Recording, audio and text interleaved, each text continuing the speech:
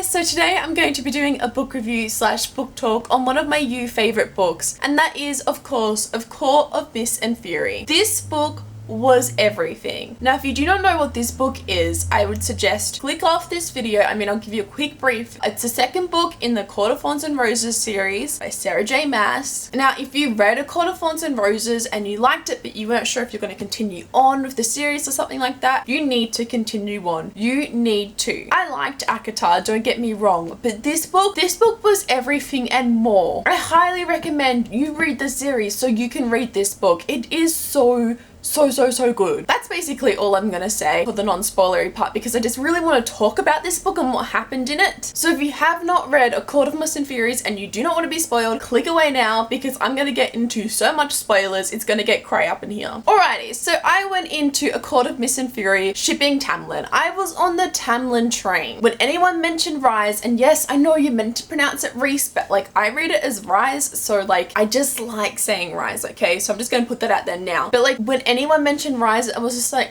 no, I really like Tamlin. And I knew Tamlin had his faults, but like I was just, I don't know, like I was just blinded by Tamlin. I didn't think anything could change my mind about Tamlin, but boy was I wrong. Because it's pretty much as soon as this book had started, Tamlin had already disappointed me. The most unforgivable thing that Tamlin did though was when Freya was sick, she was having nightmares, she was throwing up basically every night, and Tamlin knew. Like he admits that he knew like that she couldn't sleep and everything, and that he must have known that she'd been throwing up, but he didn't once address it or do anything or go and hold her hair, and that for me is the most unforgivable thing. And it just didn't seem like the Tamlin that we had read in A Court of Thorns and Roses. The other things I could see like parts of Tamlin again, for example, the controllingness, not letting her do anything, locking her up, keeping her basically as a prisoner. You kind of get little hints of that in ACOTAR, but him just ignoring it and letting her waste away basically. I was off the Tamlin train. And then Rise came along. Baby Rise, and I was just so happy. The first time we see Rise, of course, is when Tamlin and Freya are about to get married, and there are red petals on the ground, and Freya freaks out, she starts having a panic attack, and Rise comes and saves her. And I was like, yes. Like I was a little bit annoyed, but at the same time I was like, yes, we needed this. And since then, Rise just blew me away. I didn't want to admit though that I was on the Rise ship. Like I really wanted Tamlin somehow to redeem himself. It didn't happen. And I didn't really admit that I was on the Rise ship until like halfway through the book. But honestly, I'd already fallen in love with him like 200 pages in. Freya herself is one of my new favorite characters. She is going through so much in this book. She's trying to find herself after the trials that she went through in ACOTAR, and she's having all these panic attacks, and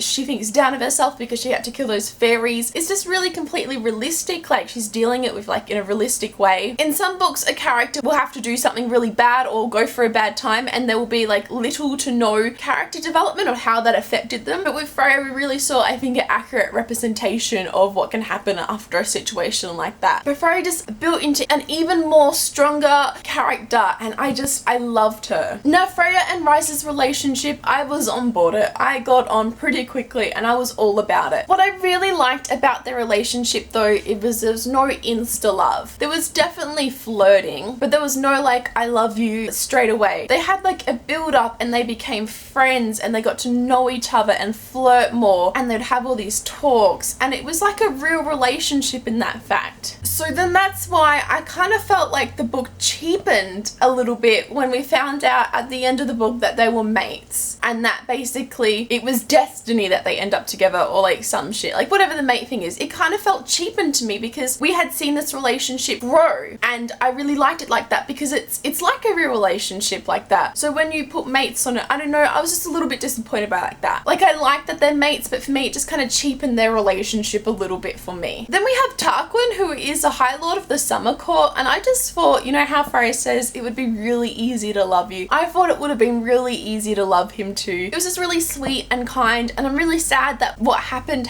and I don't know if Tarquin would actually put a price on their head. Like I'm hoping that gets sorted in the third book, because I just can't see Tarquin being that revengeful, though I can see why he would though, but I don't know, I just think he's such a sweetheart. Like I know we didn't get to spend much time with him, but he just seemed really sweet, and I just kind of slightly fell in love with him a little bit. happen. One thing that we haven't talked about yet is the Night Court squad, who, oh my gosh, I loved every single character. And one thing that I really liked that didn't happen, that wasn't a trope in here, is normally when a character is introduced to a group of friends or family or something like that, you're gonna have that one friend already in the group who's gonna be mistrusting of the character or annoyed at the character or jealous at the character, and I totally expected more, or one of the other characters to act like this towards Freya. But they didn't, they just embraced her, and I really liked that. Now I'm not sure if they had assumptions that she was Ryze's mate and that they would have to accept it anyway, but I don't know why, but I just really liked that, and that we didn't get that annoying character who's just, I can't have you in my group sort of thing. Of course we can't talk about this book unless we talk about the sexy times in this book, because they were steamy. Now I was really excited about the sexy times in this book because I'm a big advocate for sex in YA, because sex is something that young adults deal with. We don't just hold hands and kiss, like sex is gonna happen, and so why isn't it in YA? So I was a little bit disappointed this was marketed as you adult, but I can see why, because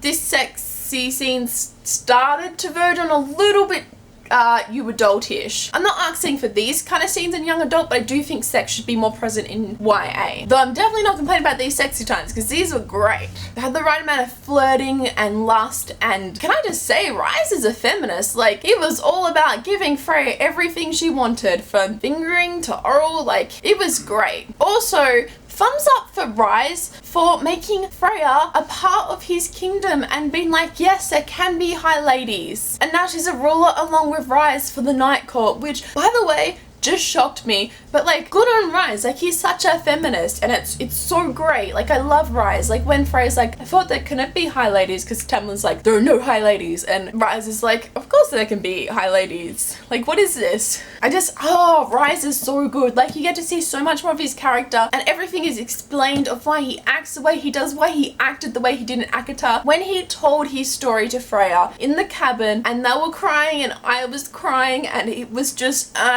emotional wreck, and it was glorious and perfect, and I was just like, baby, my baby Ryze. Also, Olympia, I don't know how to say her name, but I totally knew something was off. As soon as we were introduced to the character, I knew something didn't sit right with me, so it totally didn't surprise me that she ended up betraying Freya in the end and everything. But Lucian, my Lucian, who I really liked in Akata, he was that sarcastic character, and I really thought he was a really good friend to Freya, at least in the end. So why does he act the way he does in A Court of Mist and Fury? He really let me down, and I really hope he redeems himself in book 3, because I really liked Lucian, and I hope that he's not going to turn out the way that I think he is. Also, Lucian mating with Freya's sister. Oh my gosh, I'm blanking on the name here. Not Netza, but the other one. It just kind of seemed a little bit slightly ridiculous. Lucian's like, you're my mate, and like, that's the one scene I'm like, ugh.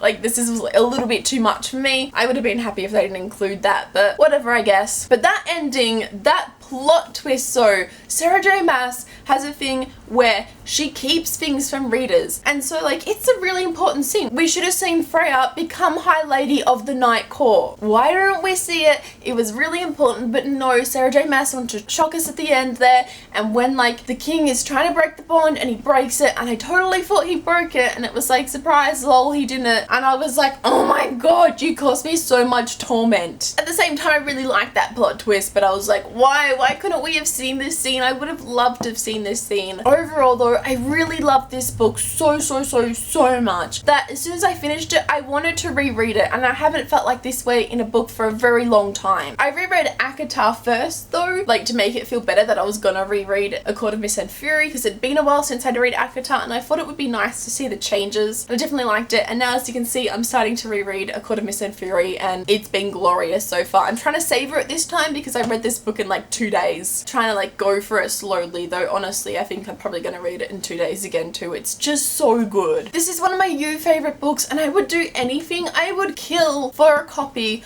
of the hardcover books in this series, especially though A Court of Mist and Fury, the hardcover version. I would kill for it because I love this book so much, and I just want it in every format that I can get it in, and it's my baby, and I love it, and I'm so passionate about it, and I just want to tell everyone to read it. I normally have a set time where I read every night, and I normally don't read during the day, but this was one of the books that I had to read like all day to like find out what was going to happen, and that hardly ever happens, and when it does happen, you know that I'm loving reading that book, and I love this book so much. Sarah J Maas is just incredible, but this book just went above and beyond my expectations. Obviously, this book is 5 out of 5 stars. Let me know in the comments below what you thought of the book. What was your favorite scene? Just like say spoiler in the comments or something so people don't get spoiled. But oh my gosh, can we just praise this book together and cry because we have to wait a year for the next book? Why? And it's gonna break me waiting. I'm in such a book hangover and I want the book so bad. This is just, it's torment, it's torture. So that was my book talk of A Court of Mist and Fury by Sarah J Maas. I loved it, 5 out of 5 stars. As I said, let me know in the comments below what you thought of it. Like this video if you liked it, and subscribe if you'd like to see more book related videos from me, and I will see you next time.